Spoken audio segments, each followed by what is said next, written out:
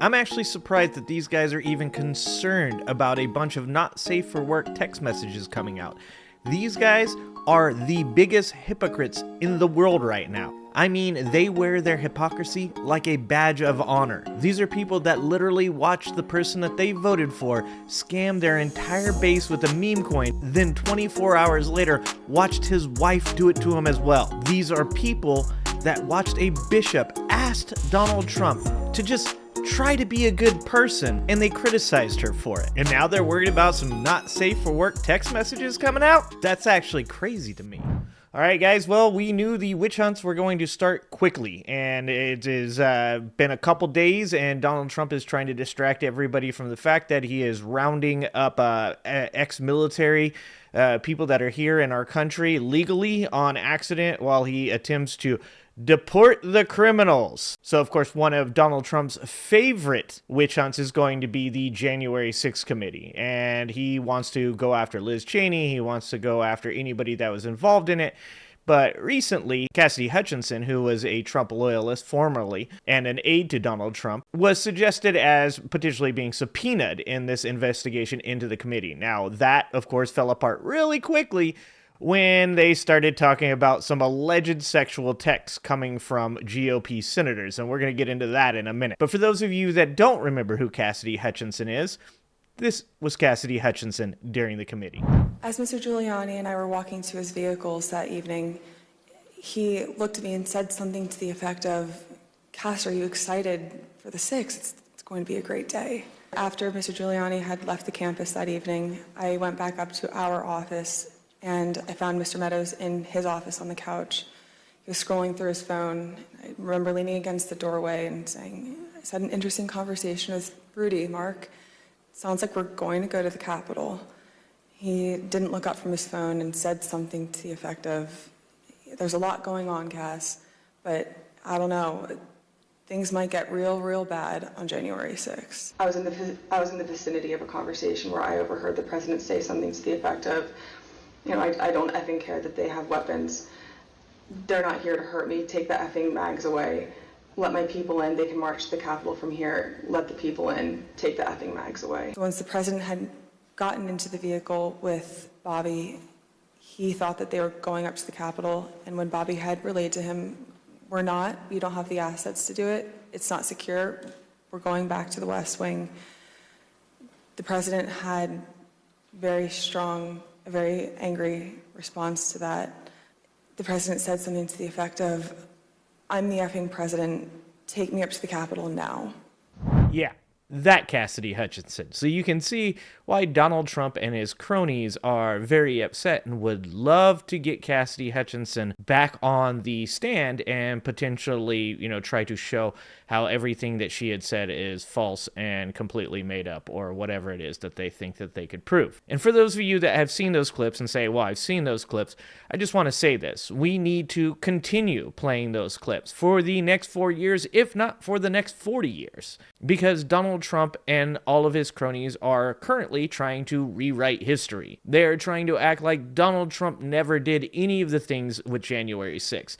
And with Donald Trump pardoning the January 6th prisoners, which, by the way, he pardoned all of them, and allegedly in a conversation while trying to make the decision over who to pardon and who not to pardon, Donald Trump allegedly said, "Fuck it, pardon them all." So I'm going to continue to show those clips on this show over and over and over again. So back to the story that was broken by the Washington Post. This story was called "Fears Over Lawmakers' Sexual Text to Star January 6 Witness Being Released May Have Stopped GOP Subpoena. Aide to Speaker Mike Johnson reportedly feared the exposure of sexual texts from members who were trying to engage in sexual favors with Hutchinson, a former Trump loyalist who had testified about the January 6 riot."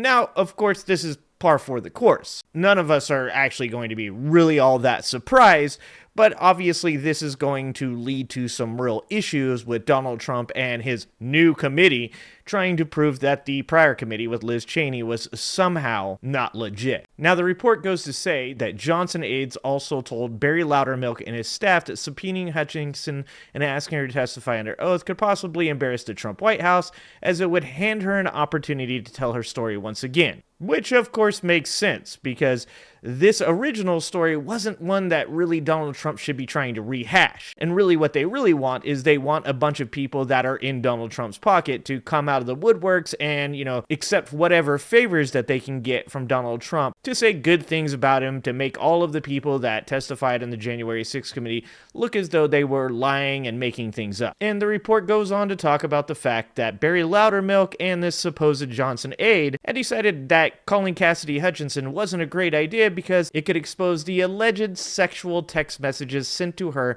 by the Republicans in Congress that can't keep their dick in their pants. And I'm actually surprised that these guys are even concerned about a bunch of not safe for work text messages coming out.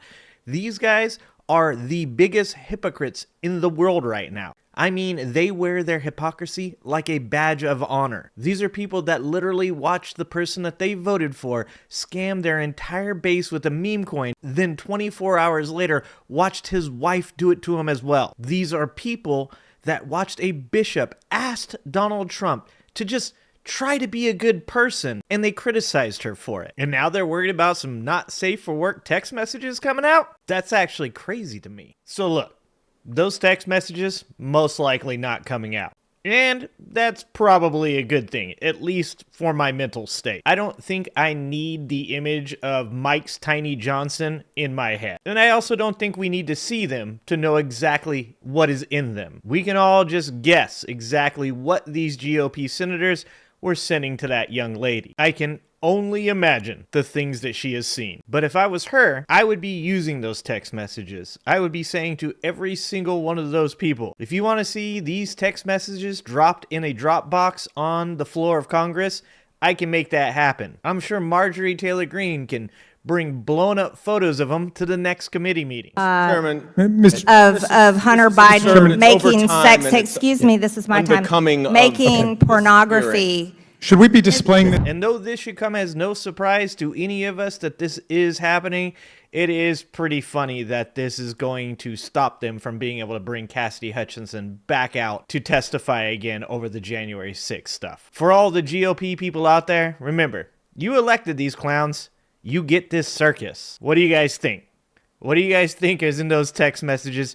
You guys tell me in the comments. Me, myself, I'm not going to think about it too hard. All right, guys. Don't forget, please like the stream, subscribe, turn on all notifications, and remember, I love you guys, I appreciate you guys, and I hope to see you next time. Thanks for watching. If you like this video, please like and subscribe and hit that notification bell, and check out that video on the screen now.